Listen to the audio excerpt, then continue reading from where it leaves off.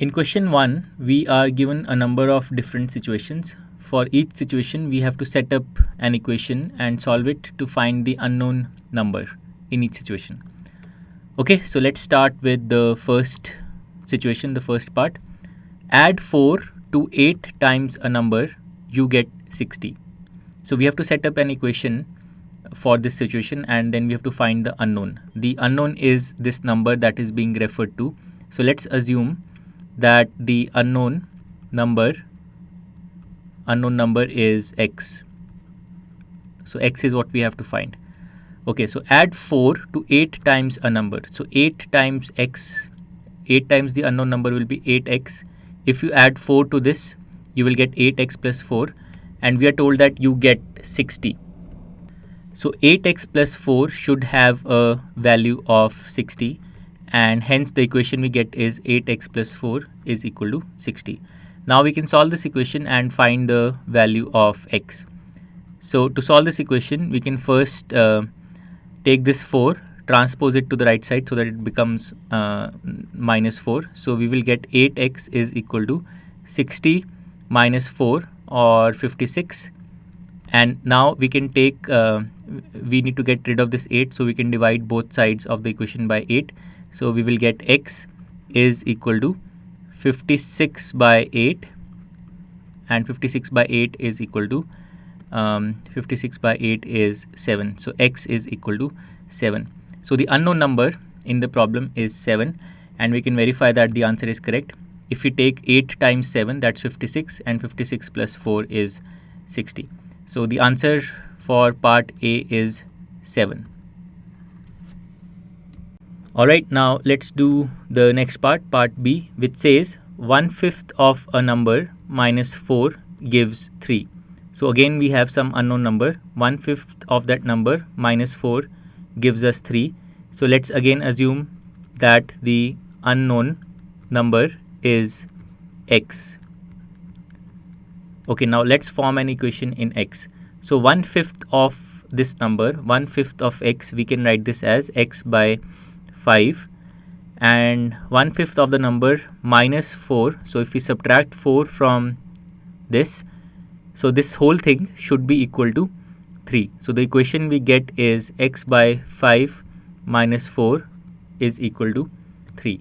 Now we can solve this equation and find the value of x.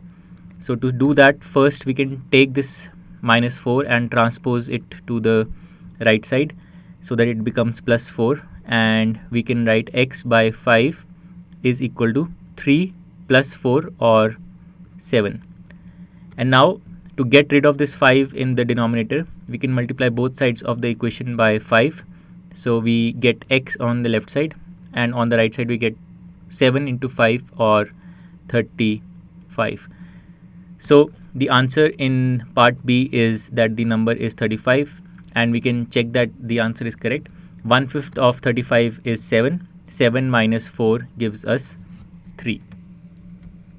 Alright, now let's do the third part, part C, which says if I take 3/4 of a number and count up 3 more, I get 21. So again, let's assume that the number that we have to find, the unknown number, let's assume that this unknown number is equal to x. So the problem says if I take 3/4 of a number, so first I have to take 3/4 of this number. So 3/4 of x will be 3x by 4, and then the problem says if I count up 3 more. So this is the second operation that we have to do on x.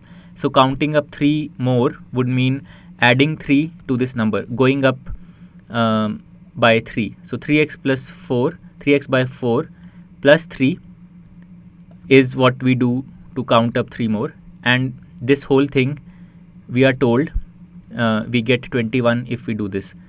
So 3x by 4 plus 3 should be equal to 21. This is the equation that gets formed in the unknown x.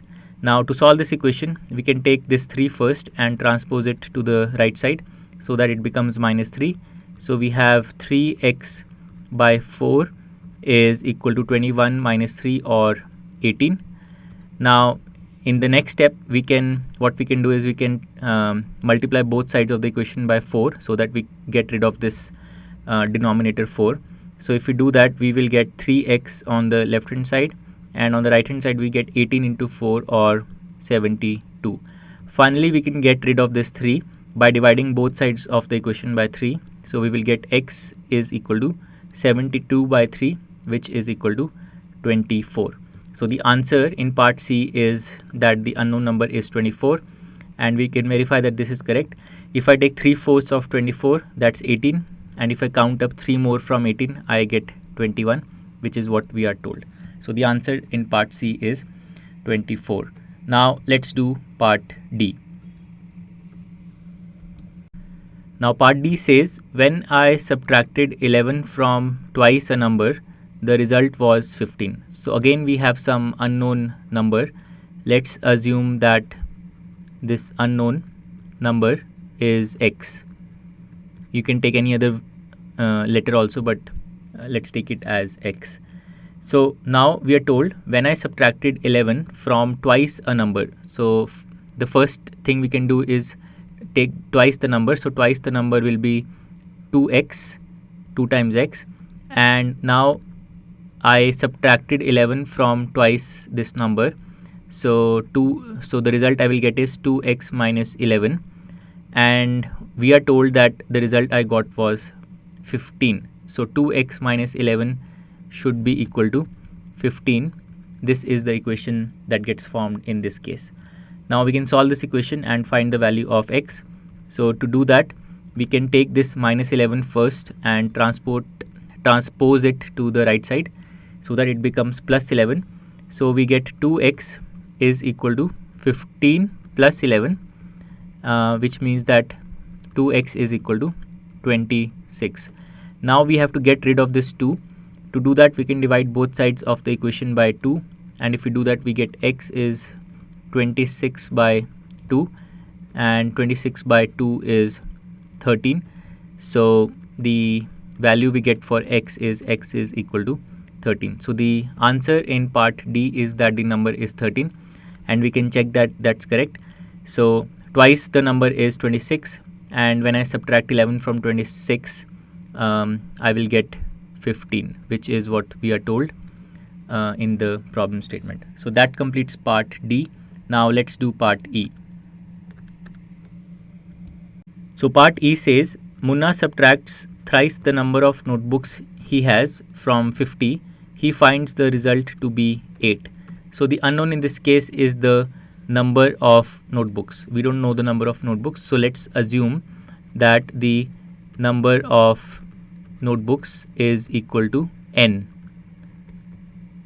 and we have to find the value of n. Now what we are told is that Munna subtracts thrice the number. So thrice the number will be 3n, and he subtracts this from 50. Okay, so let's write thrice the number of notebooks. So thrice the number of notebooks will be 3n, and he subtracts this number from 50. So what he does is basically calculate 50 minus 3n, and we are told that the result he gets is equal to 8. This is what we are told. So the equation we get is 50 minus 3n is equal to 8. Now we can solve this equation and find the value of n. So to do that, let's take this 50 and transpose it to the right side. So we get minus 3n is equal to 8 minus 50, which means that minus 3n is equal to minus 42. And now we need to get rid of this minus 3 because we need to find the value of n. To do that, we can divide both sides of the equation by minus 3. So we get n on the left side, and on the right side we get minus 42 by minus 3. So the minus signs cancel out, and 42 by 3 is 14. So we get the value of n as n is equal to 14. So the answer in this case is the number of notebooks is 14, and we can verify that this answer is correct. Thrice this number is 42, and if we subtract 42 from 50, we get 8, which is what is given to us. So that completes part E. Now let's go to part F. So in part F, the statement is Ibn Hal thinks of a number. If she adds 19 to it and divides the sum by 5, she will get 8. So we have some unknown number that she thinks of. So let's take this unknown number to be x. And now we will form an equation in x. So what are the two things Ibn Hal does with this number? She adds 19 to it first. So if she does that, she will make x plus 19, and then she divides the sum by 5. So basically she divides x plus 19, this number, this sum, by 5, and we are told that she gets 8. So the equation we will get is x plus 19 by 5 should be equal to 8. Alright, now we can solve this equation and find the value of x.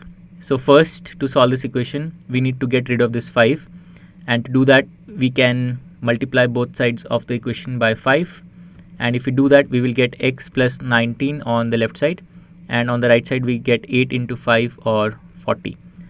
And now we can take this 19, take it to the right side, transpose it to the right side, so that it becomes minus 19. So we will get x is equal to 40 minus 19, and 40 minus 19 is equal to 21.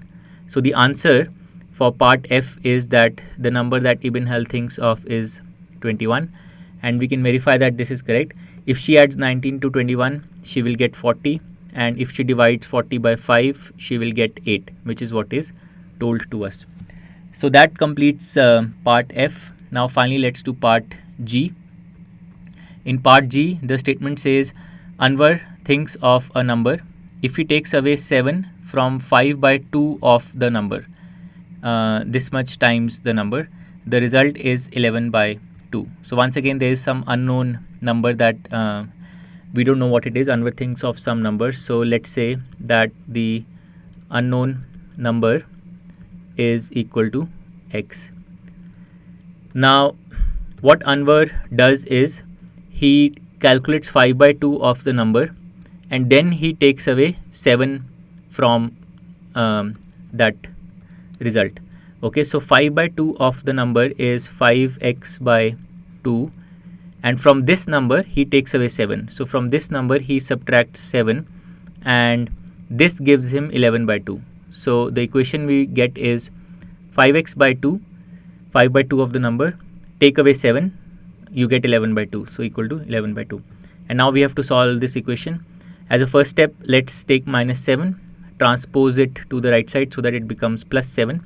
So we will get 5x by 2 is equal to 11 by 2 plus 7, which we can write as 11 by 2 plus 14 by 2, which we can write as 25 by 2. So the equation we get is 5x by 2 is equal to 25 by 2. Now we can get rid of this 2 on the left side by multiplying both sides by 2. So if we do that, we will get 5x on the left side. On the right side also, we will get 25 by 2 times 2. So that's 25. And finally, from here, we need to eliminate or get rid of this 5. So we can divide both sides of this equation by 5, and that will give us x equal to 25 by 5 or 5. So the number that Anwar thinks of is 5, and let's verify that this is correct. 5 by 2 of this number will be 25 by 2, and if he takes away 7 from this number, so he will get 25 by 2 minus 7, which is 25 minus 14 by 2, which is 11 by 2. So the answer 5 is correct. That completes part G, and with that we have completed the whole question. To learn more about how QMath can help you crack school and board exams, explore QMath Leap, a live online classroom program run by highly experienced and committed teachers.